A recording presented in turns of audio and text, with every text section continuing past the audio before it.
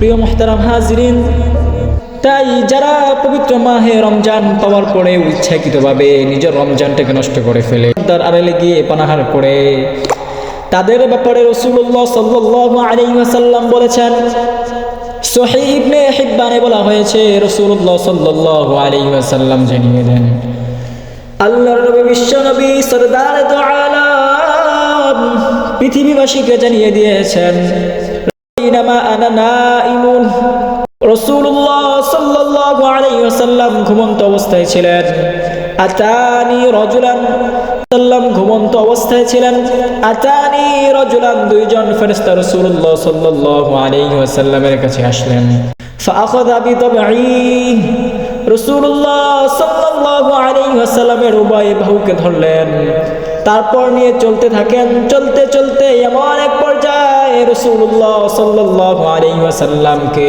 দুর্গম এক পাহাড়ের সামনে দাঁড় করালেন। এবার ওই ফেরেশতা বলছে, ইয়া রাসূলুল্লাহ,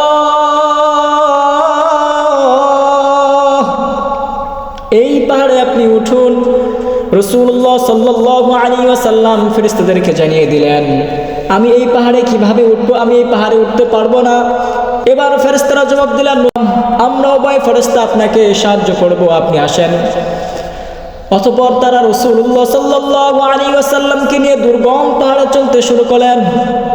রাসূলুল্লাহ সাল্লাল্লাহু আলাইহি ওয়াসাল্লাম হাদিসের মধ্যে জানিয়ে দেন, ইদান বিআসওয়াতিন শাদীদ, রাসূলুল্লাহ সাল্লাল্লাহু আলাইহি ওয়াসাল্লাম বলেন, আমি যখন পাহাড়ের মাঝপথে অবস্থান করলাম, অর্থাৎ পাহাড়ের মাঝামাঝি ভয়ানক বিকট এক আওয়াজ আমার কানের মধ্যে এসে পৌঁছায়।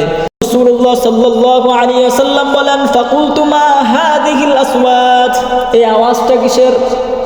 ফেরেশতাদেরকে বললেন, এই আওয়াজটা কিসের? তখন ফেরেশতা বললেন, হুয়া আহলুন নার,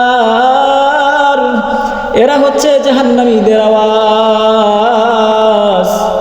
এবার রাসূল সাল্লাল্লাহু আলাইহি ওয়াসাল্লামকে নিয়ে তারা চলতে থাকেন, চলতে চলতে এক পর্যায়ে পাহাড়ের চূড়ায় অবস্থান করলেন। তখন রাসূল সাল্লাল্লাহু আলাইহি ওয়াসাল্লাম এমন কিছু মানুষের সামনে সম্মুখীন হলেন, যাদের পাগুলো উপরের দিকে দেওয়া হয়েছিল এবং মাথা নিচের দিকে দেওয়া হয়েছিল, এবং করাত দ্বারা গালগুলো ফাড়া হচ্ছিল, চিরা হচ্ছিল, চিরা ফাড়া হচ্ছিল।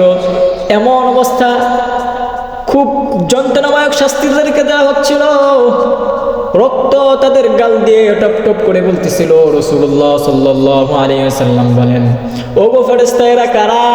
এরা কোন লোক? তাদের কেন এরকম শাস্তি দেওয়া হয়েছে? এবার ফেরেশতারা বললেন, এরা ওই সকল লোক যারা পবিত্র মাহে রমজানে ইচ্ছাকৃতভাবে রমজানটাকে ভেঙে ফেলেছে। প্রিয় মুসল্লিনে কেরাম, তাই যারা পবিত্র মাহে রমজান পাওয়ার পরে যারা ইচ্ছাকৃতভাবে রমজানের রোজাটাকে ভঙ্গ করে ফেলেছে, যারা পবিত্র মাহে রমজান পাওয়ার পরেও নিজের রমজানটাকে ভেঙে ফেলেছে ইচ্ছাকৃতভাবে, তাদের ব্যাপারে এই শাস্তিগুলো উপর দিকে থাকবে, মাথাটা নিচের দিকে থাকবে, করার দ্বারা তাদের গালগুলো চিরা হবে, ফাড়া হবে এবং রক্ত টপটপ করে পড়বে। একটি যন্ত্রণাময়ক শাস্তি তাদেরকে দেওয়া হবে। সুতরাং আমরা কেউ ইনশাল্লাহ কখনোই রোজা ভাঙার কথা কখনোই আমরা নিজের চিন্তাতেও, নিজের চিন্তাপটে কখনোই আনবো না ইনশাআল্লাহু তাআলা।